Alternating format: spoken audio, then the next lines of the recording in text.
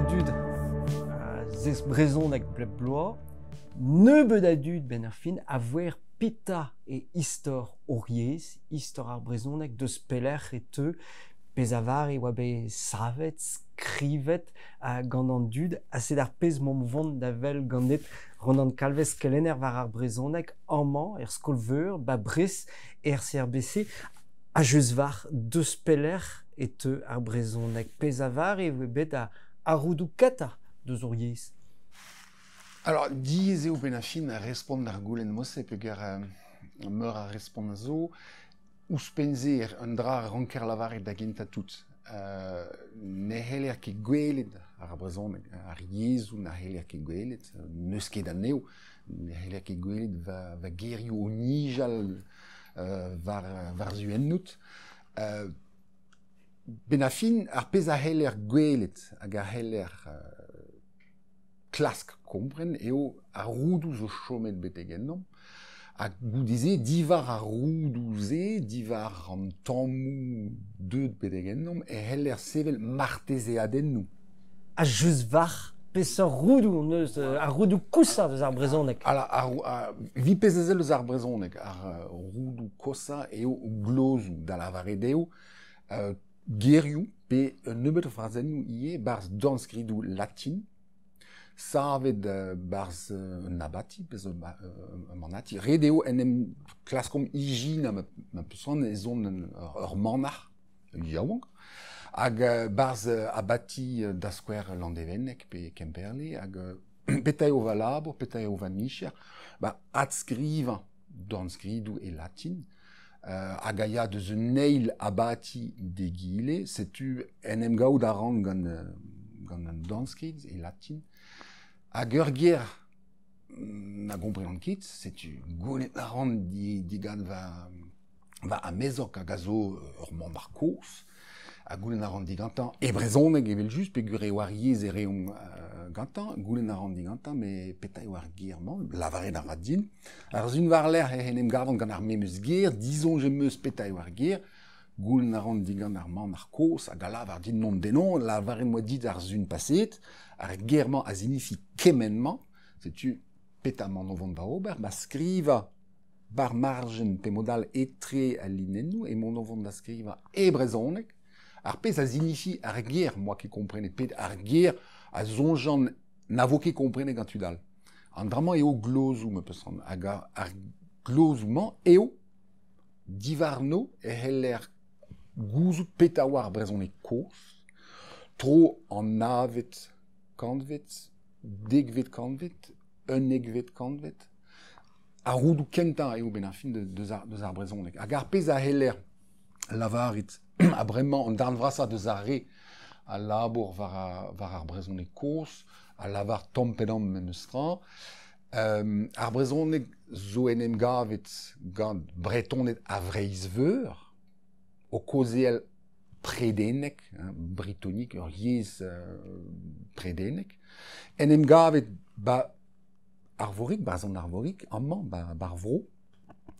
Bar vro e oa tud o chom, o hober gant lod an eo gant galionek, hag a oa ur yez kelti lod o hober gant a latin, hag ar brezonek deud bedegennom a zo ben a fin ur sort meskach ma kred an lavarit, etre ar yez kozet gant ar vretonet a vreizveur, o enem gaout bar vro, gant hag o kozel, hag o eskem, gant tud a rea c'hoaz gant galionek, pe a rea ive gant a latin, evel an ol yezou eo ar brezonek ur meskach.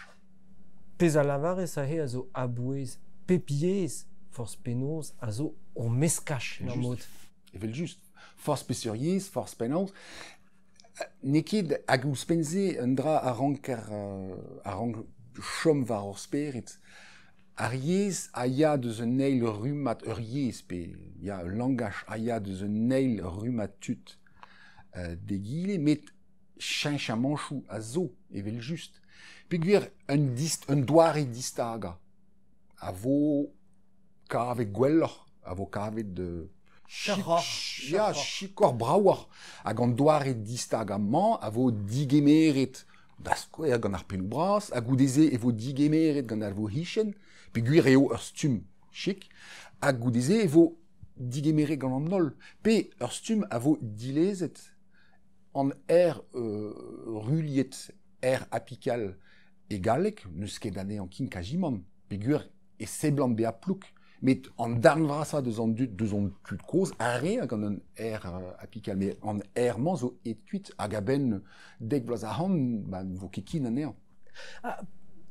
Galo deus un dud, forzik a vrezon egaien, neus desket e war brezonek deut divar a c'hembrek, gwelet a vechou evel ur sort yez rlan, en ur mod, a divar a c'hembrek a kembrez deut da jom e breiz vien ar poenze, eviche gandet be gandet ar brezonek. Gwir pe gaou. Kompliket ar eo un tamm, pe gwir an dud a rea gant ur yez keltik, ar predenek, ne heller ket lavaret kembraeg ben ar fin, met kentor predenek, ur yez keltik kozet barz breiz veur, a reman zo en em gavet, met be oa c'hoaz deus an impalaerez roman. Hag an dud zo en em gavet, soudardet da genta zo en em gavet e breiz vihan, evit diven breiz vihan, diva peguer soudardet roman oaet kuit, var zu a rein peguer e oa re diven an impalaerez. Setu a re genta zo en em gavet e breiz vihan, a oa soudardet ober gant ur yez keltik, ar predenek, tost deus ar galionek, goudeze da heul e zo en em gavet tudal, rumaj ou tut zo en em gavet, hag a ben a fin, moyen zo sonjal e oa tost evel just. Ar yez kozet e breiz vihan gant a re nevez en em gavet o kozel gant tut a oa o chom bar vro. Michans e oa tost kenan. Ar pez a deuio da ver ar brezonek deus ar hernevek da skouer, met dive deus ar hembraik, peogwir memeus 100.000 yezou eo. Met adaleg an navet kantvet, degvet kantvet, e heller dispartia ar brezonek deus ar hernevek a deus ar hembraik. Ar brezon, ar glozou a zo disevel. Moyen zo lavaret se zo glozou brezonek a neke glozou kembraik. Adaleg an navet, degvet kantvet e zeus un disparti. A kave peus ar glozou ze neuze va pa pariou kouz, pa parachou kouz. Alors ne ket me neus kavet, met Léon Fleuriot eo dreistol, en neus an ikenta, neus hag a oa kelenner bar oazon, hag en neus gret un dezen a goudeze savet ur geriadur, hag ur gramadek, brezonek koz, en neus dastumet ar mian a glozou, bekavet barz danskridou e Paris dreistol, pe broioal, met tudal goudeze o deus labouret de heul, hag bremañ ar brezonek koz gouzout ar peu penans eze a endro, hag dre vras e heller sonjal ezer deus ar brezonek koz d'ar brezonek kren var tro dro daouzek vet kantvet. Etre an navet kantvet neuze hag an daouzek vet kantvet, hag eon zo moyen dinim kompren a beptu deus mor breiz. Ou ez kit. C'est autant meus ar mojennou ar lichet ou an eus tro drodoriez. Ya, mais diz eo respond ur goulenn emos e peogwir ne jom tamm... Ar pez a heller sonjal, moai eskemou a oa a drazur, lod a zonj deo e oa eskemou bras, lenegez a oa ar memeuzini a oa deus un eil tu entual d'ar mor, met peso diz eo peogwir ne jom tamm roul ebet. Hag an drama eo a zo diz, hag dre man ne jom tamm roul ebet, e heller ie lavaret forz petra. Hag diz eo respond d'ar goulennement evel just. Traouzo memeus tra. An abatioù amañ e breiz, adalek an navet kantvet, a rank plega da reolenn an abatioù e roantelez. Da lavaret eo reolenn sant beneat. E breiz veur e chom an abatioù tost deus ar reolenn keltiek. Un disparti dija. An drama zinifi e tro kein en abattiu et Breis, c'est da reon de stu abattiu à Loire, me peut sembler. C'est zo ar chaman neo. Mais dos da gezeus, da rembrej oiseau, à Drasur, pegur ben a fin mor Breis zo liom, an eket un ars. Mais goudeze, pesert, dos da geheller en em gompren, bah, ya, à Drasur et Penkenta, à goudeze, bah, et vel juste, et te, en disparti d'aver brassa. Peguir no de skate ar gembreiz hag ar vretonet, ar memes a mezok. An amezeien ar vretonet zo galawet, amezeien ar gembreiz zo saozon an eket a memestra. A rede menegi un drabena agive d'ar poennement. Ronan aimomo kozel divar ariez drevraz, mais momo kozel ive divar histor ariez, brud ariez, ar pez a igin ni ive divar oriez. A goriez vel pebro neus ur sort roman, ur sort mojen, a guire amman zo be a c'hoantse, ar vojenze, kaout ariez tos ya gland o tont de ze bro gembre, kerneveur, a vicham en babreiz, un doare dinim gompren betek la komar grenamzer, se zo be kontet forzik, mais vi kaout ariez distag deus ar galek, se agion e bet ar jonchse, ijinet er bloavioù nous on ket, enfin, en du gen vet kanvet, l'er ma oa ive koz eus ar roman national, agion ez eus ar memeus goulennou, entual da vor breiz ive, gant kembreiz, kaout ar chonche, riez boutin da beptu da vor breiz. Alors, guireu en nantek vet kanvet, e sonj dan vras a deus ar penou bras, e zeo a hembraik hag ar brezonek ar memeus yez. Hag an dramman a heller entent en doarez plan a wallar, paseller deus labourioù argonidek, pe deus labourioù kervarker, la ville marquée. Peguir ben a fin e barz geriadurioù le gonidek, a geriadurioù la ville marquée, pa vank ur ger, pe pa zeblan ar ger brezonek be a redos deus ar galek, ba e laker ur ger kembraik. Mais peguir e sonj deo, e zeo force penons, e zeo bet ar memeus yez.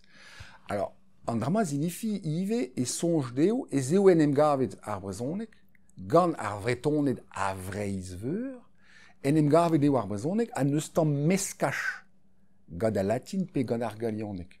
An drama a zo ben a fin un dra hag a zeblam, hag a zo un dra vat evit an nationalistet, mais an nationalistet ar vretonet, pegur an drama zinifi, peta zinifi kemenman, ar brezonek neus nentra da velet gant ar galek, met an drama zo ma adive evit an nationalistet a France, perak, bet peguir ar brezonek a zo ur yez estren, a zo bet digaset amman bar vro, mais neus nentra da velet gant ar galek. Setu an drama zo un redeo difen ar brezonek, redeo stourm aine bar brezonek, force penons e zeo un dra estren.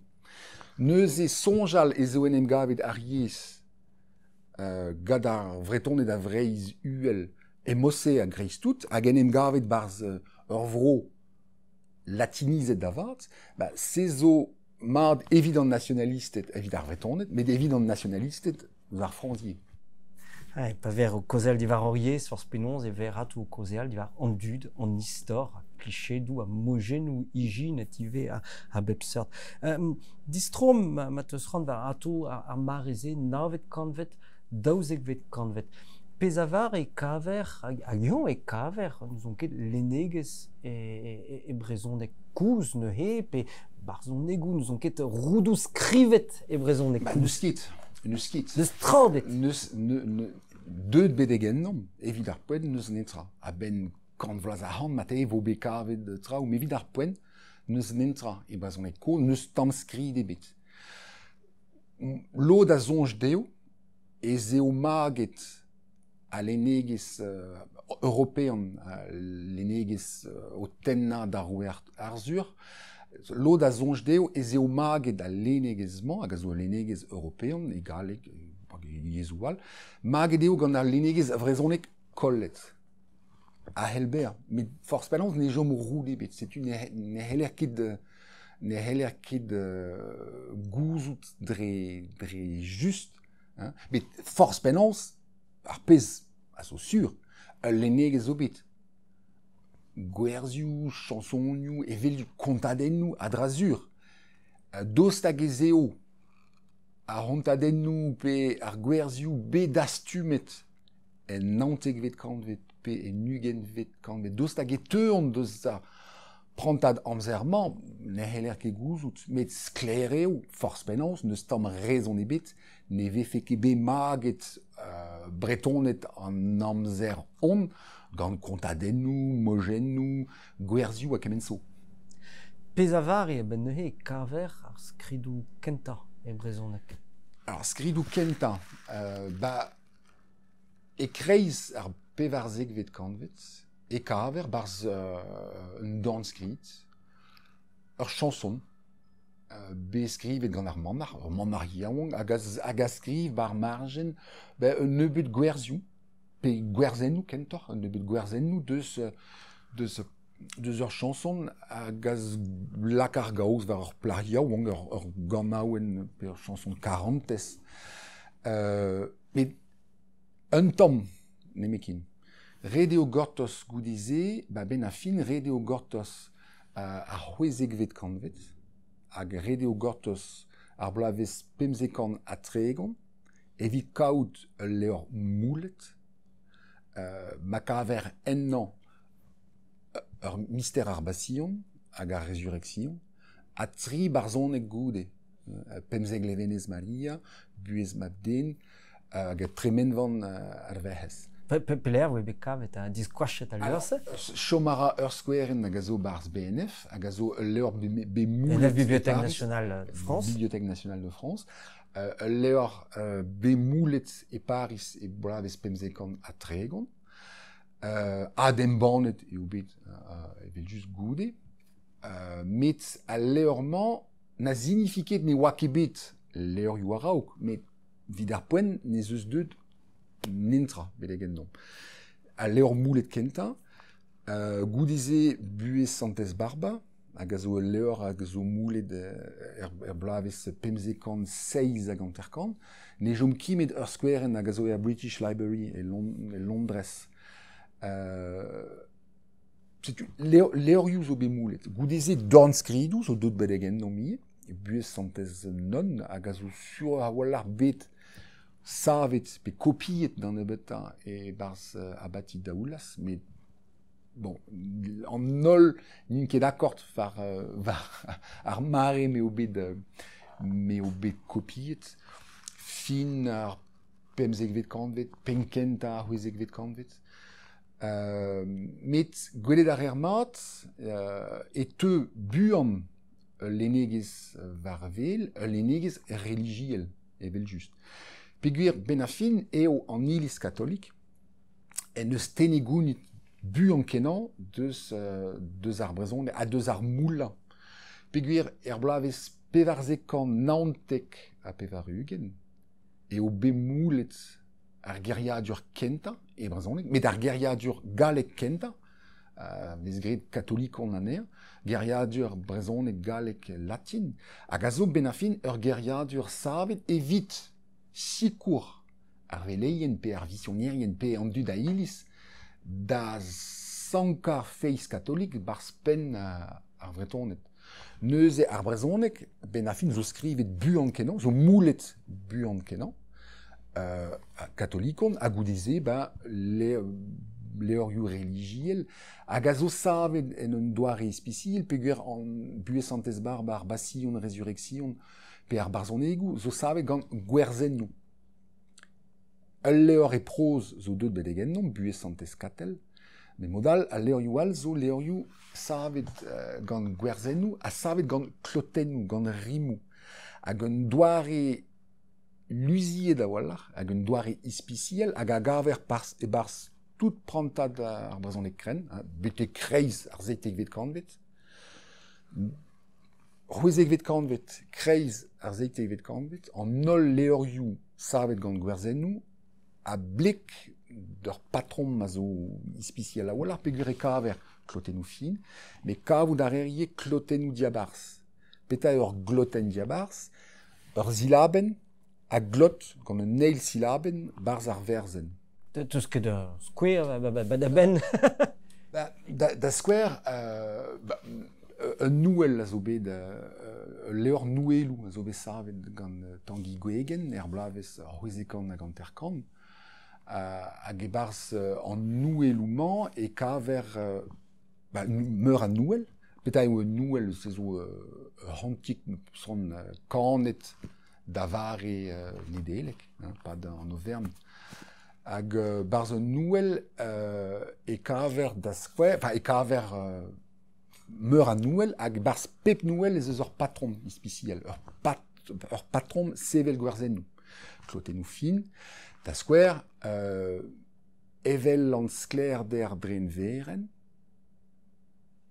e maon o vont da zistaga ur strofat, evel an skler der dren veren, ep korompa biskoaz gwazen, da la varedeo ep distruja gwazen an neol, ez ran a doue gwir roue an glen, en kraou un azen var foen pur. Alors, klotennoù fin, en ur. E barz pep gwerzen, e kaver ur gloten diabarz. Evel an skler der, dren veren zo kloten diabarz. E barz an neil gwerzen, evel an skler der dren veren, e biskoaz korompa gwazen, oas, a zo kloten diabarz. Ez ran a doue gwir roue an glen, oe, a zo kloten diabarz, diou silaben o klota an eil gant e ben e barz ar verzen.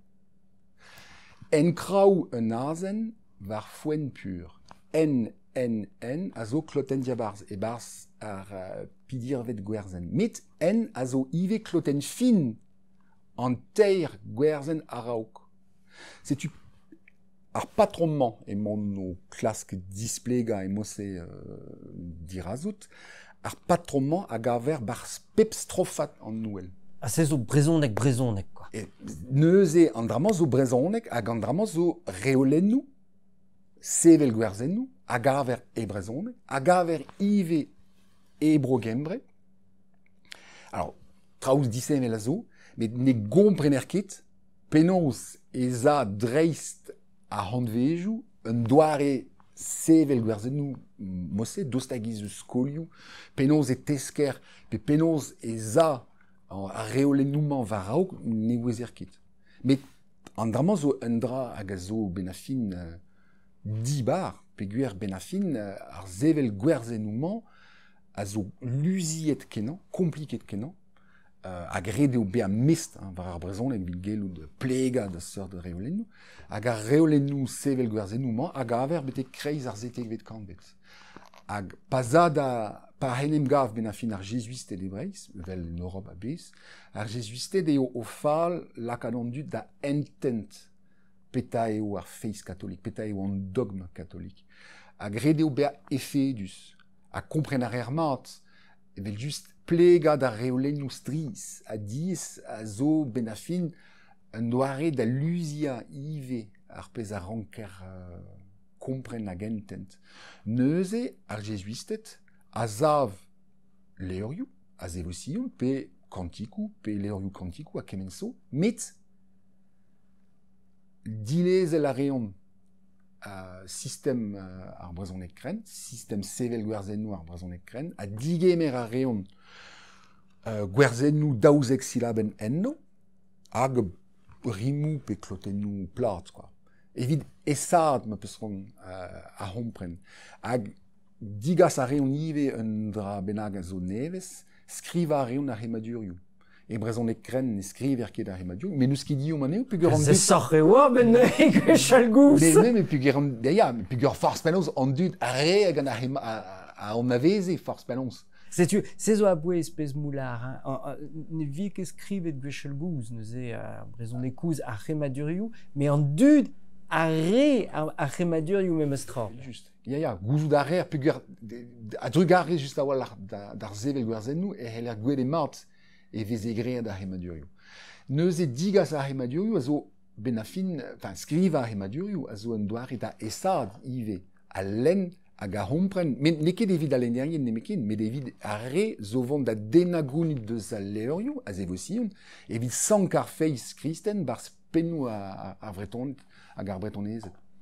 Pez a lar e sa amma ur vechous pen a zo a bouez levezon a religion. Netwe a leurioù teus meneg et tou chante quand même klevet nemet buez santez barba, santez non, enfin, leurioù religiel, même estra pet blanc de ber ez eus kemen a levezon gant a religion katolik, ba breiz pez ne c'hoarve o ket eus var e bro gembre. Alors, red memstra lavaret un dra.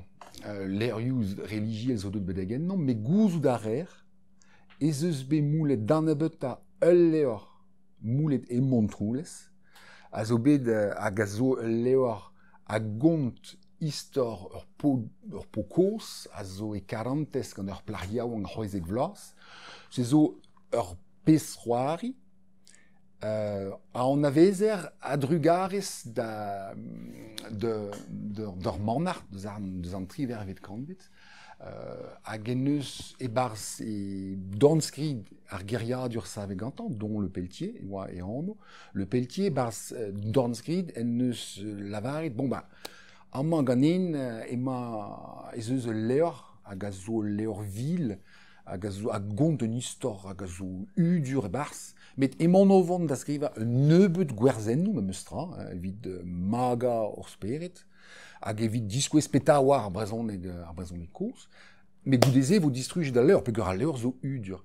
Neuze gouzou d'arer ez eo bet embannet e montroulez, e penkenta ar zetek vet kanvet, gwerzennoù a zo bet adskrivet gant le Pelletier, met e viaouaz non eus bet kavet skouer en ebet deus al leur. Mais an drama a ziskouez, ez eus deus ul lenegez emez an iliz. Lenegez pa gant. Ya, hag ul lenegez, hag a zo memeus lenegez gant ar pez a gaver e galek ar memeus amzer, evel just. Mais savet gant gwerzennoù ie, hag gant ar sistem sevel gwerzennoù brezhoneg. Gouzou d'arer ive, an aout d'arer ive, ur zonet a zo bet savet barz ul leor moulet e Toulouse, hag en enor d'an Dauphine map eri an trede, hag ar zonedman zo e brezhoneg gant gwerzennoù, gant ar memes sistem sevel gwerzennoù klotennoù diabarz a kemenso, hag ar zonedman a zo emez an iliz. A ze zo bet embannet ba Toulouse. Ya, peogwir e oa ul leor en enor d'ar bugel nevez en em gavet war an douar, hag en enor deomp barzhonegou e galek e noccitanek, hag ur barzhoneg, ur sonet e brezhoneg. Bon, ne ket lenegez religiel, mais neus e perak, alors, perak lenegez religiel, mais peogwir ez eo arabadizonjal, ez eus brezel en Europe, etre ar protestantet deus un tu, hag ar gatoliket deus un tual. Hag ar reform katolik, a zav a enep ar reform protestant. Hag sevel leorioù e brezhoneg, a zo un doare ive da stourm a enep an danger ar protestantet. Alors, e breiz, ne ket deud a ben, ar protestantet, ne ket deud a ben da zanka o zreit bar vro araok an naontzek vet kanvet. Met un diferenz a zo ive etre ar protestantet hag ar gatoliket. Ar gatoliket, pe an iliz katolik, en eus ran maga spered ar fidelet, met maga ne ket gant ar bibl, redeo displega. Redeo displega an darvoudou zo barz ar bibl, evel barz forspecial iliz e breiz izel. Ur belek a zo etre an den a doue, ne a halket an den mont da rempret varion en ar mod gant doue. Ur belek hag ar rank displega, hag meur a zoare zo da displega. Kalvarioù, a zo un doare, sevel kalvarioù, a zo un doare da displega, ar basillon hag ar resurrection da skouer. an taouliou auter savet bar spep ilis, a zo un doare, gant ar skulpturioù zo un doare, da zispleg a petaio, peta zo ber c'hoarvezet. Ar protestantet, in zo vont da drei ar Bibl, e barz Yezou an dut. Peguer e jonge deo ive e c'hell an den mont e darem pred just var gant doue e kaout ur belek pe on dra benag e treso. A setu perak, ez eus un droidigez en kemraeg deus ar Bibl, padal neus ket, memez amzer, eus un droidigez e brezhonek. Petar, bet an Sa pred troch me eustra etre ar rembraik hag ar brezhonek d'ar poenzek. Un troch kulturel davat, ive, se zo sa pred tam troch, hag un doare ive da entent a religion ne ket ar memezini evel just. Mais da la rede bro gembre eve troet just var ar bib e kembraik a moulet e kembraik bu an avar vi ma ya fe kembre just var da len ar bib ouhan hag ober ou chonj ouhan hag a benve e reon ur yez pez ar mod lar de ze standardizet en ur mod evite trei ar bib pez na voket e breiz. Eo, memestra, ar brezhonek, alors, ar bib ne ket bet troet, gwireo, mit, an doare skrivañ, pe an palavaran doare skrivañ, da la varedeo ar brezhonek savet an iliz katolik a zo standardizet. E brezhonek kren, souezuzeo gwelet ben a fin eo skrivet an nol, kajimant an nol leurioù deut bedeg en nom, ba zo skrivet gant memeus live me peus ran un doare skrivañ zo, gwelet ar ermad ez eus ur ye standard. Goudeze, er zeitek vet kanvet hag en triver vet kanvet, e vo leurioù religiel a gwireo e vo digaset diferensou. Gwelet ar er e barz al leurioù a raniezou o henem gaout me peus ran. Pe gwir ar pal eo ber komprenet. Evit an dud a iliz, petay war pal, ber komprenet gant an dud. Neuze, e vo lake liou ar brezhonegou e barz a skridou. Evit ber tostor deus an dud. Met ar brezhonek moulet, ne ket ar brezhonek kozet ket nebeut. Un disparti a zo evel just. Gerioù galek a zigaser bar brezhonek evit uelat ar yez. Peguer in gerioù cheur, quoi. Pas pas ar yez, vel ar zoznek yuandei bar galek. Evel just. Ar brezhonek skrivet en triver vet kanvet, a zo ar brezhonek a zeblan evit lot bea galeket neket. Ar gerioù galek a zo gerioù chik cheur. Un doare da uelat a live. Me peguir an dut forz penans, ara kad ar pez a vez gret er yezoual e memeus amzer. E saouznek e tigaser ur bern gerioù galek evit uelat ar yez. Peguir eo un doare just a wallar da zispartia ar brezhonek skrivet pe dibunet barz ar gador prezek. Deus ar brezhonegou koze gant an dut. Petra a ouzer deus ar yez a vie komzet d'ar mareze a emom, allez, pe 11 roezek vet kanvet, pe pemzek vet kanvet, peseur yez hag ion ur brezhonek disañ vel kren deus ar brezhonek ave komzet yuandei. Klas 40 kinverier deus ar galek ive. Ar galek a vech skrivet lakom le roman de Renard, zo tos galek digomprenap yuandei, a memeus ar galek pelloc'h, a oa skrivet gant Molière, war pezioù c'hoari, ma veche c'hoaret Molière yuandei gant ar galek a veche komzet ar poenze, vie ket komprenet gant an antar deus an dud. Ar brezhonek hag ion ve kavet ar memeus divorioù pe tramant ur yez tostor memeus tra, deus ar yez a zo deut bete genom. Ar brezhonek kren, alors ar brezhonek koz a zo un disparti bras a zo etre ar brezhonek koz, ar pez a wezer, an avezer deus ar brezhonek koz, deus ar brezhonek modern, skler eo. Vi pez a zel deus ar brezhonek kren un dra zo a rank beañ war ur sperit, an darn vrasa deus a leurioù zo deut bedeg ennom, a zo leurioù savet gant gwerzennoù. Ul leur e proz nemekin. An drama zinifi e zeo savet da leurioù mañ gant ur patrom. Redeo plegad ar patrom.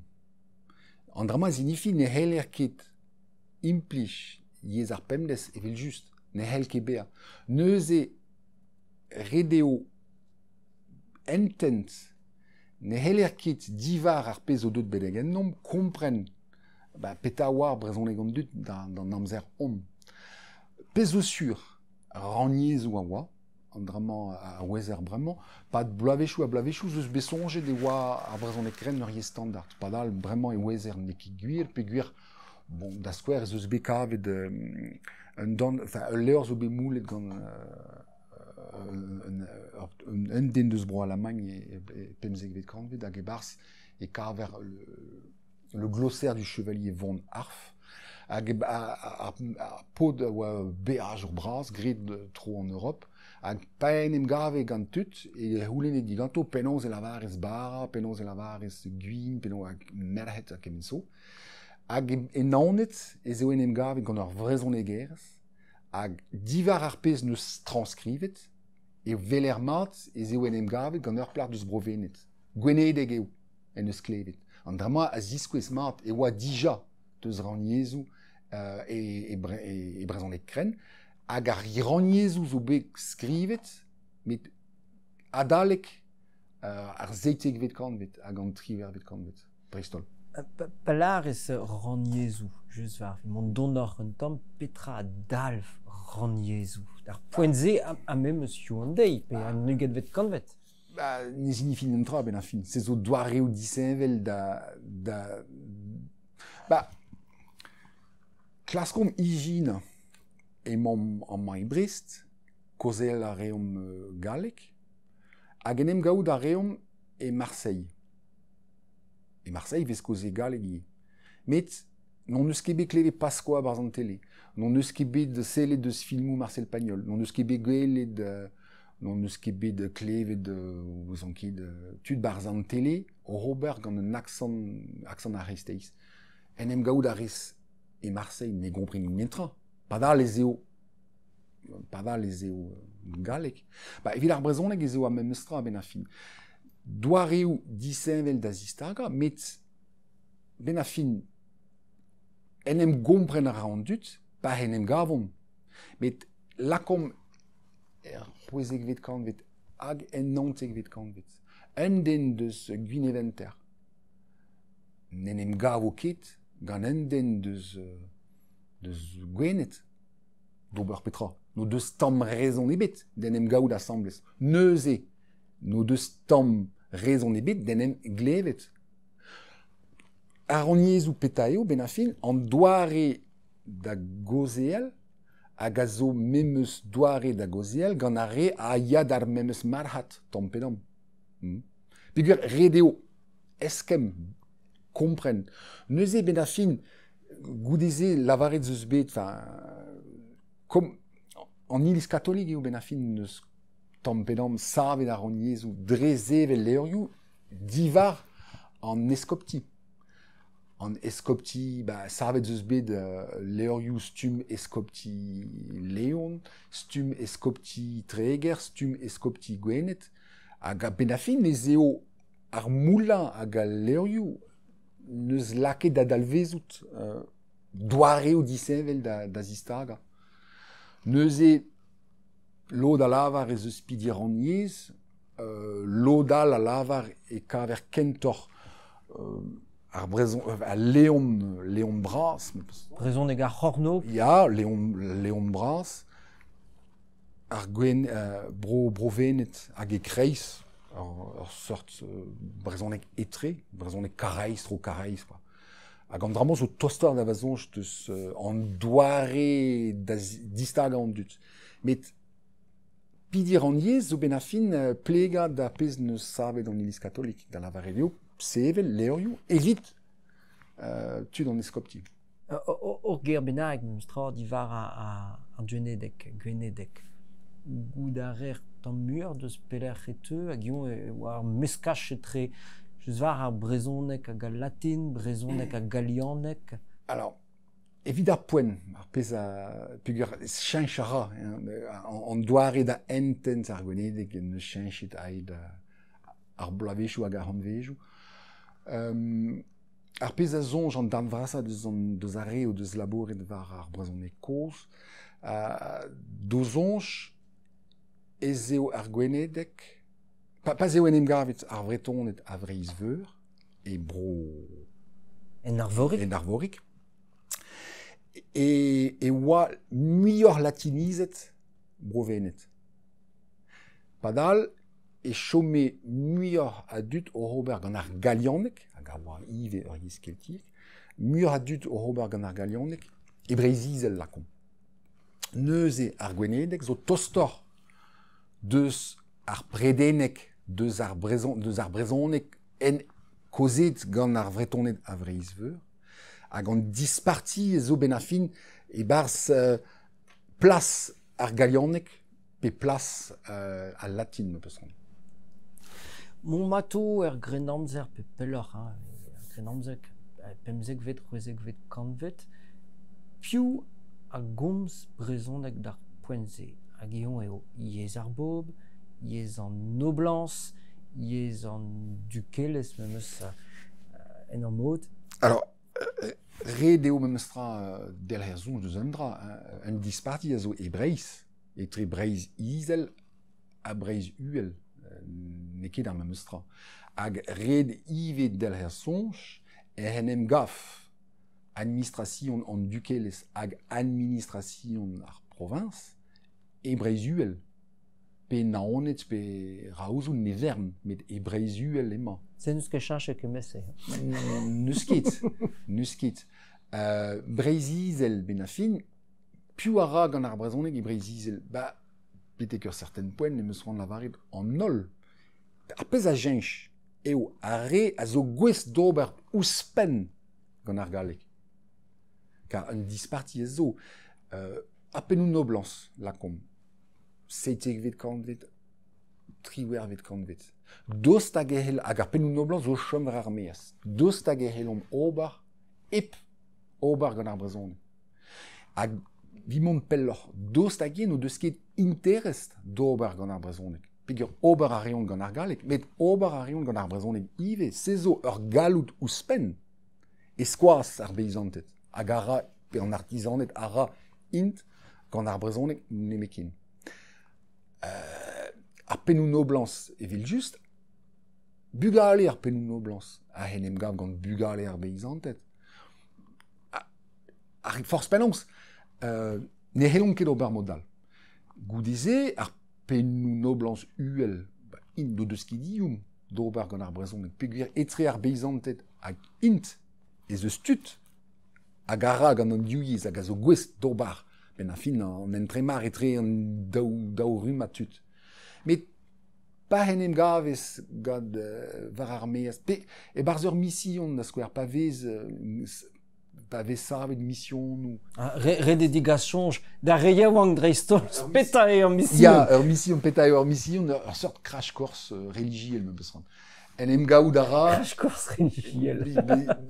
Da la varedeo, enem gaout ara, barz ur barez, jésuistet pe missionnairien, capucinet pe nevern, hag a rema pa ar zizunvez zo vont d'ober war bautret, o vern, prezegen nou, taolen nou mission nou displeget, kantikou, desket, kofes. Ar zizunvez war l'er evot tro ar merhet, hag a vichou goudeze ar vugale. Se zo ben a fin, digas en dro dogmou ar feiz katolik d'an dut. Ar mission nou ben a fin zo un doare ive bag d'ober gant ar brezonek uellor, met var ar meas evez gret ar mission e brezonek, ar penou noblans a zo chom bar vro, zo vont da force penons, vo ket gread ar mission evito o unan, setu dreret force penons, e henem gaon gant brezonek. Gant ar brezonek. Hag un dra a rank bear chom war ur speredi, d'an amzer on neus ket c'hoaz deus an dispris evit ar brezonek, hag a vo goude ar revolution. A raoug ar revolution evit an darn brasa deus penou bras, med e France, ar brezonek a zo ben a fin ar yez a zo ton vareun deus ar galionek. Hag ar galionek a zo un tan deus heritage ar galek. Neuze ar brezhoneg a zo un dra hag a zo kos, hag a ranker kao doujans outan. Daous ma zeo kozet gant peizantet. Met penou noblans ara ive gant ar brezhoneg, hag an aoud ar er en triver vet kanvet, penou noblans, met boule hichen hag a ra gant ar brezhoneg. Alors, al levrioù nikebe moulet, met dorn skridou zo deut bedeg ennom. Dorn skridou emez an iliz da vat, hag a zo skridou udur a vichou, un opéra komik da skouer zo besarvet e brezhoneg, gant ur pen noblans, met epigramou, sonedou, a traoù no deus nentra da velet gant an iliz katolik. Met ar pez zo deut bedeg ennom, ben a fin neket ar diez eo ben a fin en emren da kont, peogwir ur berntraoù zo bet kollet da drazur, hag ouzpenn-se sonjet zeus bet pat bloavechou a bloavechou, e oa ar brezhoneg yez ar beizantet hag an artizanet, ar galleg yez al vo hichen hag ar penou noblans. Da vazon je o kalz kompliketor, peogwir en trivervet kantvet, divar an trivervet kantvet, e zeus deut bedeg ennom ur bern dorn skridou, pechou teatr, tragédie ennou, a zo bet kopiet hag adkopiet, hag divar an tragédie ennouman, a divar an dorn skridouman, e veler mat, e zeus un anaoudegez deus ar galleg, hag a zo matek kalz donnor evit ar pez na zonger e touez ar bop. Kar da skouer, un dornskrid a zo e RBNF e Paris, un tragédien Fad Lala. Un tragédien a zo bet dastumet gant Luzel, finch an uel en nanteg vet kanvet, barz un tifeurm, e Brodreger. Fad Lala a zo un tragédien sarvet gant gwerzennou, daozek silaben enno, met a zo bet sarvet divar ur gontaden e galleg, a zo bet moulet e penkenta an trivervet kanvet e Paris, les contes des 1001 jours. Penaos e hennem gaf ur gontaden galleg e Brodreger, hag goudeze ar gontadenman a zo neket troet, met adaptet, pe tra adaptet, me peus ran, troet hag adaptet, gant gwerzennou daouzek silaben enno. An dar ma zinifi, e zeus un anaoudegez ive deus ar galleg, hag mon a don, etre an diouiez, etre an daougultur. Ahez eus traoù nevez da vazonj da laka varvel, hag neket disparti da vart a zo da vazonj. O lennegez a zo, d'ar mareze e brezhoneg, romanchou, en trivervet kanvet neus ket. Romanchou e brezhoneg neus ket, men nimket deut bedeg ennom. Lennegez religiel, met evel just e wezer ervat ez eus gwerzioù, chansonioù, pe sonioù, hag a zo bet dastumet en nanteg vet kanvet goudeze, pe en nugen vet kanvet. Gouzout a reer ez eus hultur e brezhoneg, a drazur, lennegez religiel, lennegez emez, alors, a lennegez religiel zo bet moulet, a lennegez emez an iliz nekebe moulet, met ar gwerzioù bat ninkebe moulet ie, peogwir dre gomz, a hontadennou ninkebe ie, met sklereo ez eus deus lennegez brezhoneg, met ar pez o deut bedeg ennom a zo nebeut traoù e skoaz ar pez michans a oa kultur an dut an amzer on. La ket eus meur a vech ar goz par a religien katolik ba Breizh, muioc'h a levezon eus bet a religion ze var oriez, e get pez a veche gant neur yezal, neur vroal, dristol ban neur Europa. Ba, ne c'hella ket laka skoaz o skoaz gant ar galleg pe gant ar zaouznek, hag sod vefe forz penaos, peogwir e galleg er memez amzer, e ro a roue mouniz da skrivanierien evit sevel o lennegez. An dramaz o gwir e barz ur berniezou en Europe. Piou neus grev ar dro a lennegez brezhoneg, piou neus savet leorioù moulet leorioù an iliz katolik. Penubras en duqueles, penubras en ar province, no deus ket, sikouret skrivanierien da zevel lenegez vrezonek. No doa ket roam, no doa ket dizou, meur a rezon a zo. Neuze petra eo moteur a lenegez vrezonek, an iliz katolik. An dispar a revolution, a vo ba brochal, zo un troch, ba bu ar brezonek, ba hent ar brezonek. Ya, peguir benafin, evit ar vech kenta, et te ar brezonek d'aver un hostile politique. Hag an drama zo...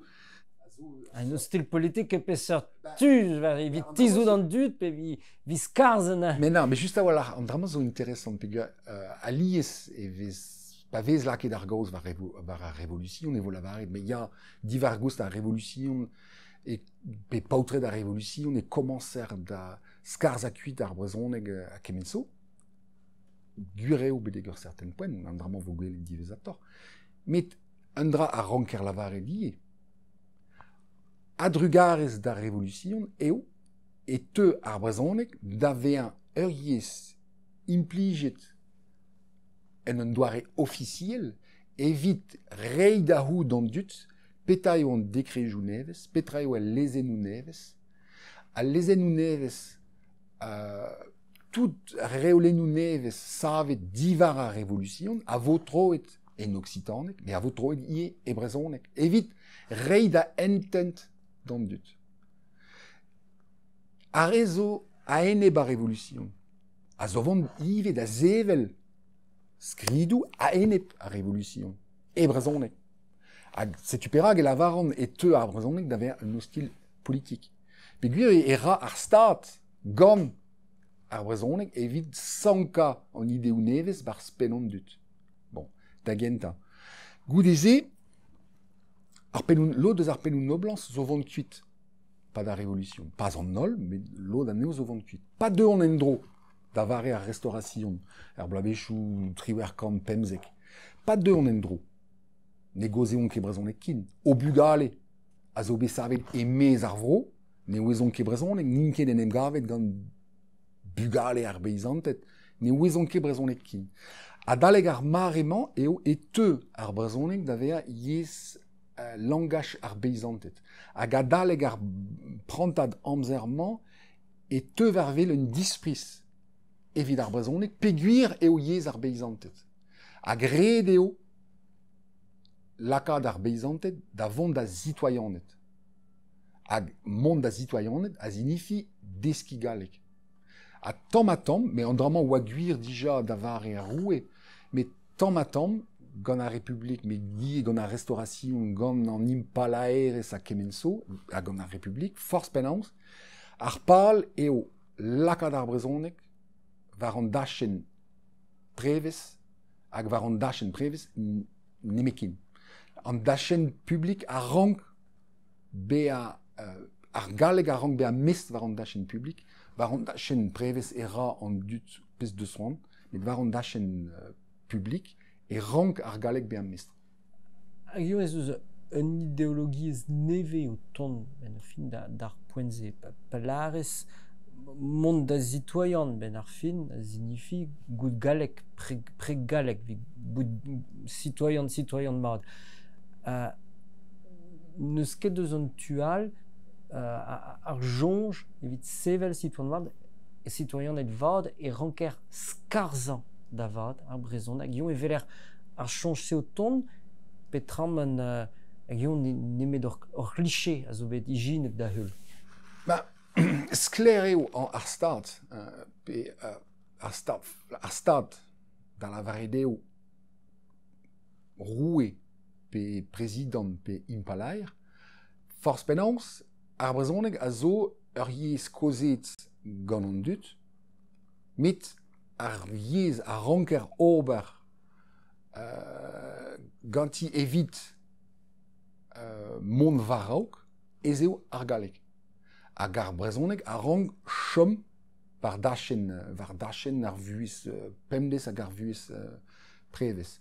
Deus un tual e breiz e te varvel un ide nevez ar brezhoneg a zo yez ar beizantet, a dre ma zeo yez ar beizantet, e zeo ur yez hag a zo chomet tost deus an natur, hag ar beizantet o deus dalhet tenzorioù an ez gout deo.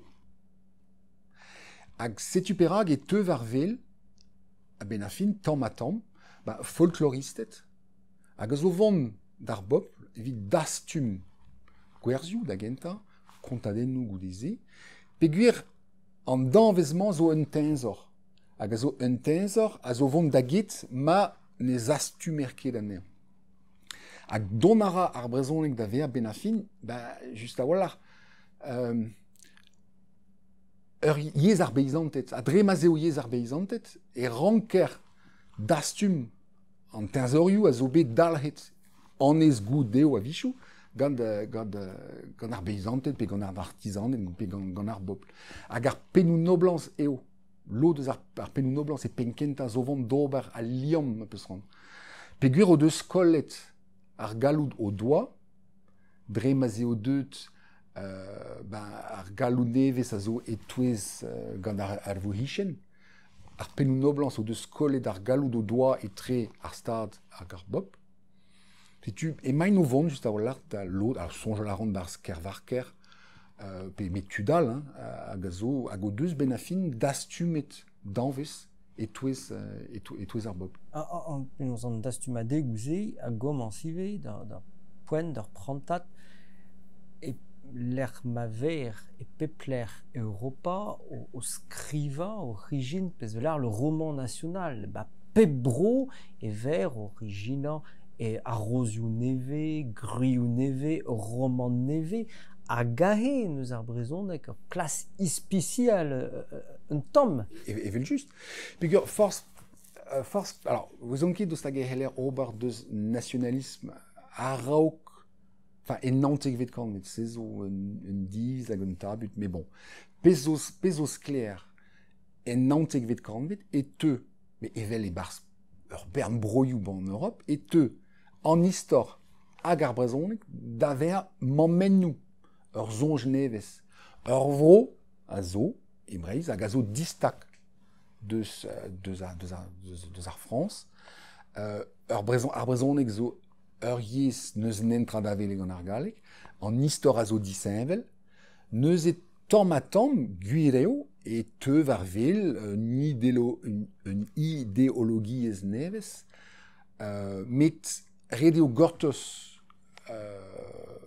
ar bloavezhioù ugen evit kaout ur nationalisme davat, e breiz da vazonj. Bez ez eus bet nationalistet a raok, met don ar avarvel nationalisme ur vroadelouriez taer etre an da ouvrezel. Just var, e mo vont varo gant an amzer a toz digouet on fin an nantek vet kanvet penkenta an nuget vet kanvet gant an nationalisme ive o ton ba breiz vel ma zo pepler Europa force penaos d'ar poentze gant an nationalistet eve laket oriez ar brezhoneg varvel. Petra vo digaset pe kemet chinchet en oriez d'ar poentze, nous on ket a fet skrivan, yezadur, standardiza ar yez hag a oa yez me meustra ar beizantet evit nantek dre gant ar pevarugenn deus auto a yez on nebeud nationalistet, me remañ a zigas semenochou me meustra. Ben a fin, a pez zo ber c'hoarvezet gant ar brezhoneg, a oa ber c'hoarvezet gant ar galleg, met de nebeud kantvedoù a raok, ar memeus istoreo ben a fin. Redeo gotos ben a fin ar gonidek, evit ma vefe normalizet ar brezhoneg. Peta neus digaset ar gonidek, ur skritur nevez, hag digas ara un dra dreistol e oa a lizeren ka. Pez a vare? Just e penkenta an nantek vet kanvet. Er bloavezh triwer kan 6 e oubet en manet ar gramadek, a goudize ar geriadur. E barz e gramadek, e lavar e ranker ober gant a lizeren ka, evit kemer plas a lizeren C, pe peogwir evez eskrivet ar zon ke avez eskrivet gant ur C, pe CQ, pe QU, e divar skouer ar galleg. Setu peta lavar ar gonidek redeo skriva a lizeren ka. Met skriva gant a lizerenka a zo un doare ie da belat ar brezhoneg du ar galek. Peogwir a lizerenka neus ket da nei e galek, neus ket kalz gerioù gant a lizerenka. Setu digas a lizerenka barz ar skritur brezhoneg a zo un doare da belat ar brezhoneg du ar galek. CH, c'est Scrabash, avait la Se Scrabash avait a zo bet digaset gant ar jesuiste de lakom e kreiz ar zetek bet kanbet, ar se Scrabash a oa anean a raok, met ar pez a zigas ar gonideg eo a lizerenka, hag ar pez a zigas ive, ez eo redeo sevel gerioù nevez. Re a herioù galeg a zo, e brezhoneg, bremaik on eus bet lavaret e oa un doare da uelad ar brezhoneg, met evit ar gonideg hag ziskibien, an doare, an draman zo, un doare da vreina ar yez. Me me sonj hag aver er memes amzer e bro alamagn, pe e bro zaouz. Red eo skarza kuit ar gerioù galeg, hag chanch lakad a gerioù nevez. Pe sur gerioù da skouer, savet ar poenze? Gerioù, savet vo, gerioù evit lavaret traoù, evit klasket vo skarza kuit ar gerioù galeg, dreistol gerioù religiel, ar gonideg zo vont da drei ar bib e brezhoneg, hag en ur den a goulit eus an diou reolenman ar skritur nevez hag gerioù nevez. Me peso, an diou reolenman a vo diez peogwir, a vo diez perak peogwir, men a fin an dut a oa boaz da len leorioù skrivet divar orthographe ar galek. Bon. A lizerenka a vo diez da lunka e penkenta. Neus e petra ema an iliz katolik o vont da ober, ema o vont da zevel ur yez etre. Ne heller ket ober kin gant ar brezhoneg belek, evel ma vo lavaret gant kervarker, ne heller ket ober gant ar brezhoneg belek, re a herioù galek zo barz. Men ne heller ket ive ober gant brezhoneg ar gonideg. Peogwir eo reziez da entent. Neuze, an iliz katolik, zo vont da joaz un ent etre, hag da vezonj ar skouer gwella eo barz feiz a breiz, hag a zo ur gelaouen savet gant an iliz katolik. Er blaouez triwer kan pem a triugen, hag e barz ar gelaouenman e kaver just a wallar ur brezhoneg standard. Ne heller ket ober gant ar brezhoneg belek, men ne heller ket ober ive gant brezhoneg ar gonideg. Neuze, an ent etreman a vo savet a laket da vont varao gant an iliz katolik, hag ar choaz ar gonideg a vo laket a dalvezout gant nationaliste zo, peogwir an doare da zisparti a dozonj ar brezhoneg diouz ar galek. Neuze gwir eo, en eus bet ar gonideg, levezon a bouez, peogwir en eus chanchet on doare da entent ar brezhoneg.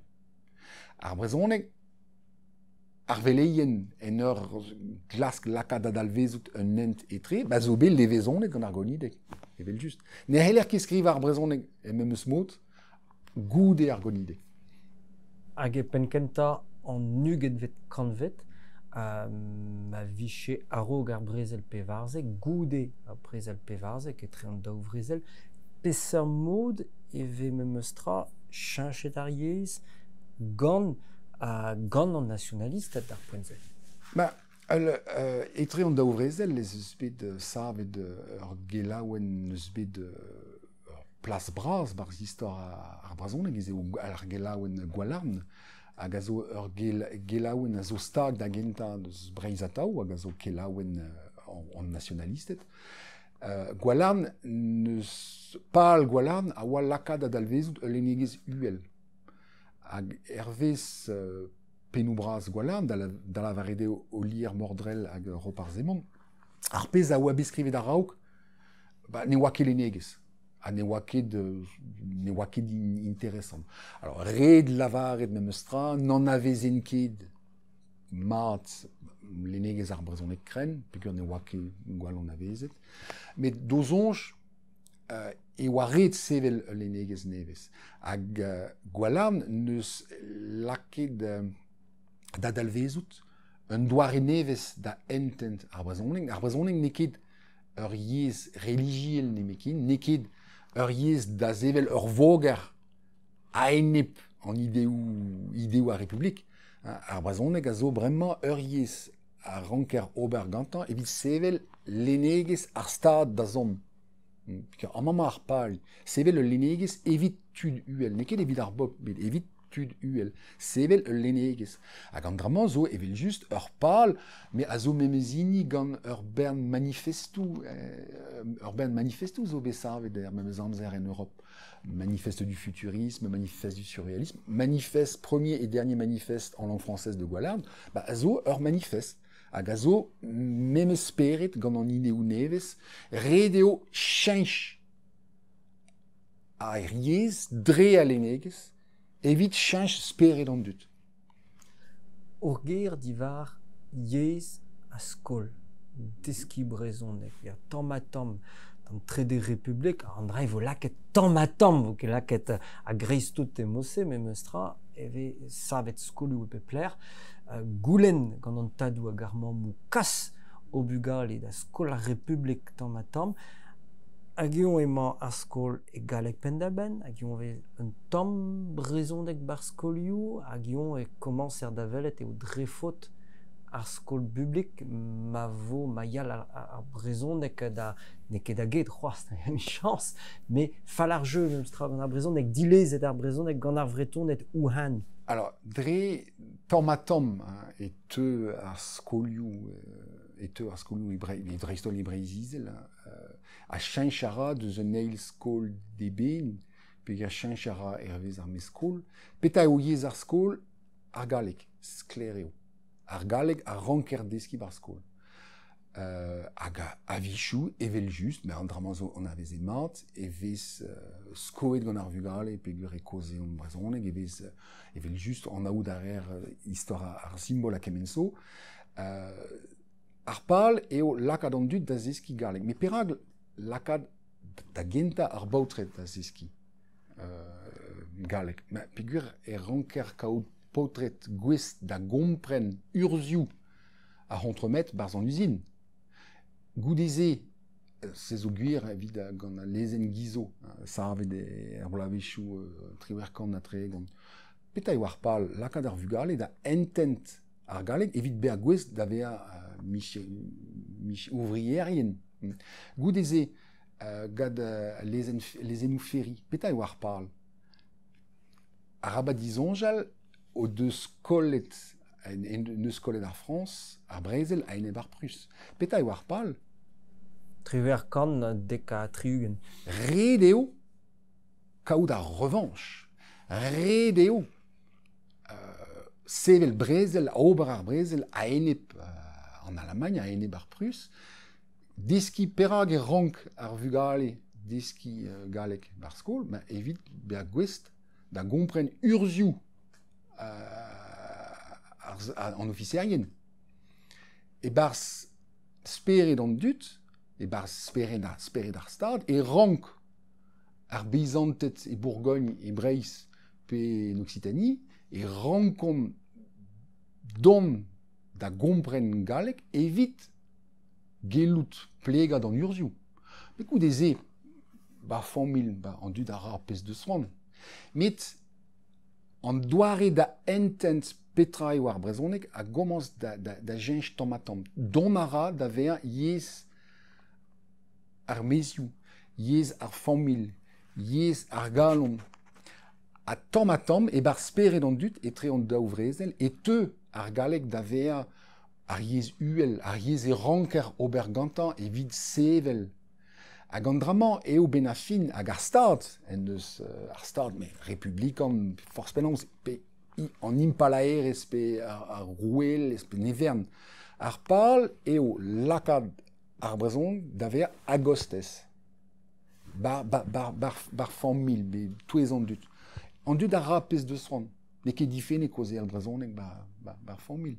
Ya, bar skol e ranker ober gant ar galleg. Hag ar zonjman, tamm, a deux da vea un dra gwir evit an dut, hag don ara an idemañ da vea anat evit an dut, ar brezhoneg a zo yez ar mezioù, ar galleg zo yez ar galleg eo yez an dazan.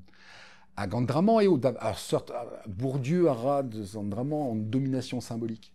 An dud a bleg hag ben ar fin an dud a lonk an ideoù bet strevet a gleiz hag a zioù, hag an ideoù-mañ a deud a ver anat evito. Hag an dramañ eo da vazonj a hel displega a revolution a zo bet goude an eil brezel. An dud zo vont a continu da gozial brezhoneg kenetreo, me an dud zo vont da gozial galleg do bugale, a greiz tout. Me peguir eo deud anat deo, e ranker ober gant ar galleg evit uelat. De se zo sur a var, on eildra ovet Dijon jadive ga forzig a dud, blaviou triugen, et tars pen da ben bet ar mejou. A dre ma oar brezhoneg yez ar beizantet, yez ar mejou, yez an dud o vevran divar ar mez, tars ar yez en ur mod gant ar cheñchamant bet. Rezon peus.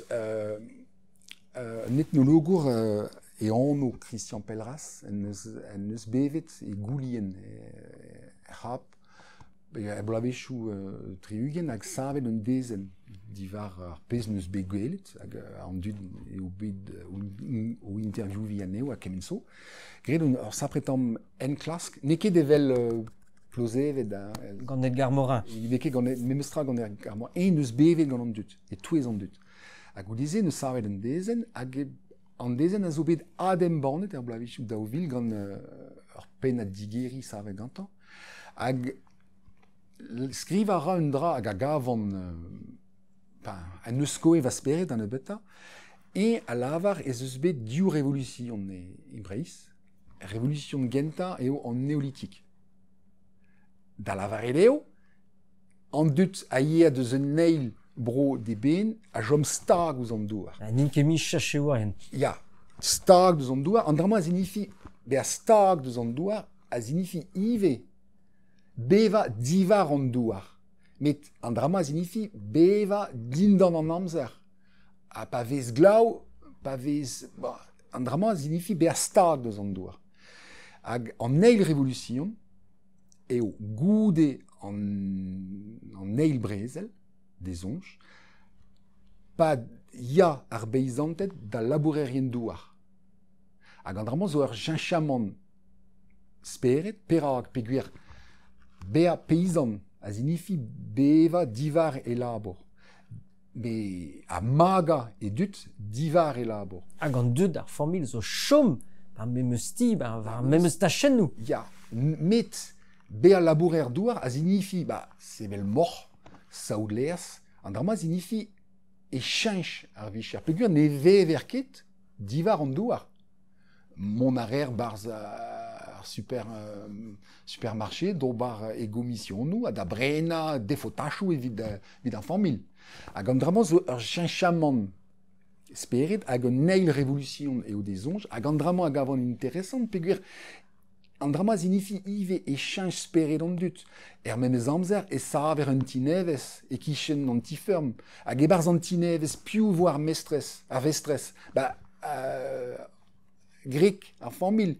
Peguer a raok e barz an ti kos. E veve assemblez an dut kos, an dut hag ar vugale. Met ar vam, a veve dindan beli e ar gwaz, met ie e zut kaer. Antinevez a zinifi douret, elektricite, met ie bea mestres e barz an ti, peguer eo chomet an dut koz barz an ti ferm. Ur cheñchamant speret a zo, ar merc'hed o deus droad voti. Sa prétend cheñchamant. Neuze ar bern cheñchamant chouze, hag ar speret ive, pe an ideou ar zonjou, de davea guir evito. Ar brezhoneg a zo yez an amzer baset, ar galeg o yez an amzer da zon, a laka an dut dobar gant ar galeg, gant o bugale, met int a kontinu dobar gant ar brezhoneg.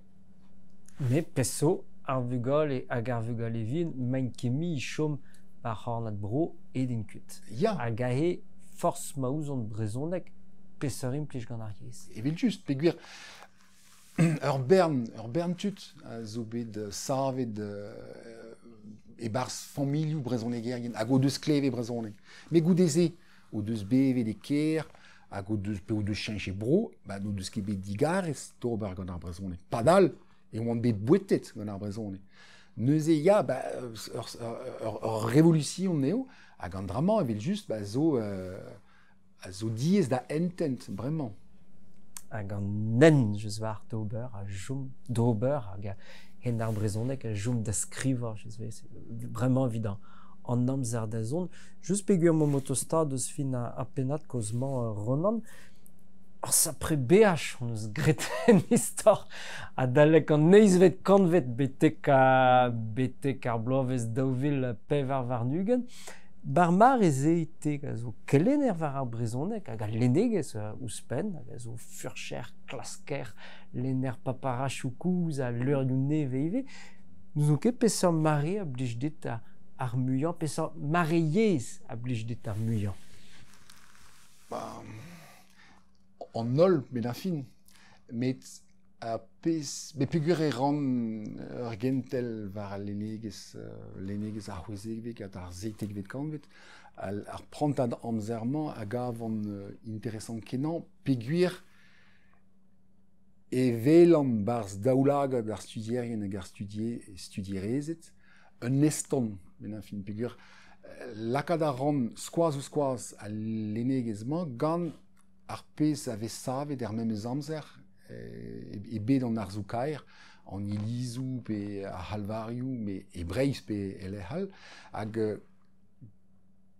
gwelet a ran pe gen souezet eo ar studierien ar studierezet o velet hag o entent ul lenegez non a vezin kit, me pezo normal, pe gur red eo deski len ar brezonek kren, ne heller ket demose a greiz tout red eo deski tamm, hag an drama hag avan interesant gwelet ben ar fin pe gen souezet eo ar studierien hag ar studierez, pe a vichou enkrezet, a vichou, hag an drama hag avan interesant. A jeus on dravenak ti chorant matra lar darre neus dask brezonek neveso, ma viche ar stumadurioù hir, pe tramant ar rentelioù noz, pe memeus el lycée, on dravenak ti chorant da lar deo. Lavar deo mont varao gant studi ar brezonek, a lavar deo e rankon, mo deus be, rankon, kit. E hellon be a digemeret bar skolveur, evit ober gant ar brezonek, met en zonjal war ar brezonek, war ar lenegez, war ar sociolinguistik. Da lavar deo en zonjal di war ar brezonek, evit entent gwelloc'h, peta eo histoire ar brezonek, met peta eo ive ar bet so tro dro deom, hag entent gwelloc'h, a drugarez ar brezonek e heller entent ur bern traoù, e mez ar vro, hag an drama hag avan o stilioù a hellon kaout amman.